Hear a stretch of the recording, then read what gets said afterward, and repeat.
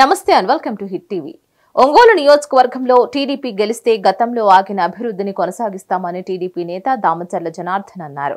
తన నియోజకవర్గంలో నీటి సమస్యను వెంటనే పరిష్కరిస్తామని హామీ ఇచ్చారు.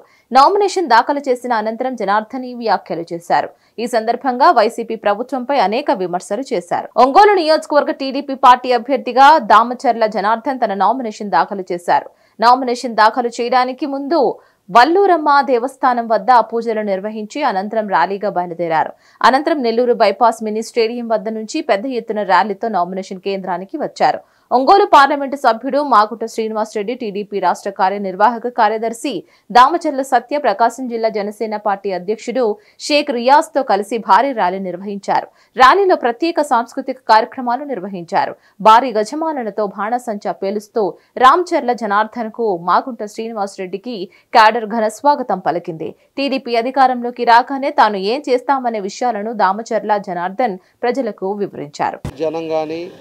అదేవిధంగా స్పందన కానీ ఈరోజు భారీ మెజార్టీతోటి ఒంగోలు నియోజకవర్గం గెలవబోతుందని చెప్పి కూడా మేము తెలియజేస్తున్నాం. ఎందుకంటే వాళ్ళంతా కూడా కంకణం కట్టుకొని ఉన్నారు.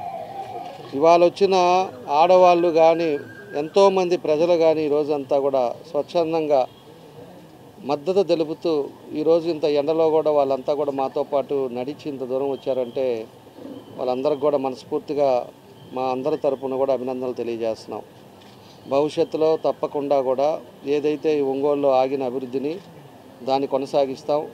అదేవిధంగా మనం చేసిన 75% 80% కంప్లీట్ అయ్యి ఈరోజు అవన్నీ కూడా ఆగిపోయి ఉన్నాయి.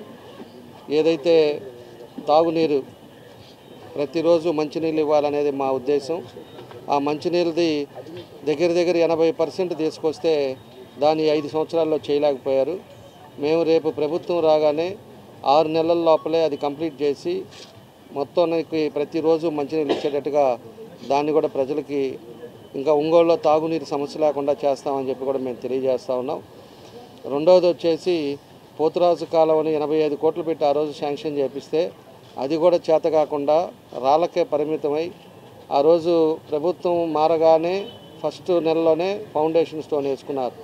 10 సార్లు తిరిగితే ఫైనాన్స్లో అది శాంక్షన్ చేయించాం. దాన్ని 3 కాంట్రాక్టులు మారి దాన్ని కూడా కట్టలేక ఈరోజు ఆ వర్క్ క్యాన్సిల్ అయిపోయింది. ఆ వర్క్ ఈరోజు మళ్ళీ రీఎస్టిమేషన్ వేయించాలి. వేయించిన తర్వాత దాన్ని కూడా రేపు వచ్చేది తెలుగుదేశం ప్రభుత్వంలో దాన్ని కూడా 5 సంవత్సరాల లోపల దాన్ని 2 సంవత్సరాల్లో పూర్తి చేస్తామని చెప్పి కూడా మేము తెలియజేస్తున్నాం. అదేవిధంగా టిట్కో హౌసెస్ 80% కంప్లీట్ అయితే దగ్గర 4 లక్షల ఇల్లు ఈ రాష్ట్రంలో కడితే 4 లక్షల ఇల్లు పేద ప్రజలకి ఈలానిపోయాడు ఈ సైకో జగన్ రెడ్డి. కాబట్టి రేపు టిట్కో హౌసెస్ కూడా 6,000 ఇల్లు కూడా రాగానే వితిన్ 6 months లోపల ఎవరైతే ప్రభుత్వం వాళ్ళు డబ్బులు కట్టారో వాళ్ళు చలానాలు కూడా ఉండేవాళ్ళని చూసి వాళ్ళందరికీ కూడా వాళ్ళ సొంత ఇంట్లో ఉండేటట్టుగా అవి కూడా చేస్తాం. ఇంకా కూడా ఎవరైతే హౌసెస్ కానీ ఇట్లా లేక సొంత స్థలం లేక ఇబ్బందులు పడుతున్నారో వాళ్ళకి 2 సెంట్లు సైట్ ఇస్తామని చెప్పి కూడా మేము తెలియజేస్తూ ఉన్నాం. దాంట్లో కూడా మన మీడియా సోదరులందరూ కూడా కెమెరామ్యాన్లు కానీ మీడియా వాళ్ళు కానీ ఎన్నోసార్లు నుంచి అడుగుతున్నారు. వాళ్ళకి 2.5 సెంటు ఈసారి తెలుగుదేశం పార్టీ ప్రభుత్వంలో వాళ్ళకు కూడా సపరేట్ జర్నలిస్ట్ కాలనీ వాళ్ళకి మేము తెలుగుదేశంలో ఈసారి పట్టాలు ఇస్తామని చెప్పి కూడా ఈ సందర్భంగా మేము తెలియజేస్తున్నాం. అదేవిధంగా ఇంకా ఉండేది ఏదైతే ఇంకా మేజర్ సమస్యలు మనకు వచ్చే లోపలికి బక్కిన కన్నాల బ్రిడ్జి ఒకటి ఆగింది. మా టైంలో 5 సంవత్సరాల్లో బ్రిడ్జిలన్నీ కట్టాను.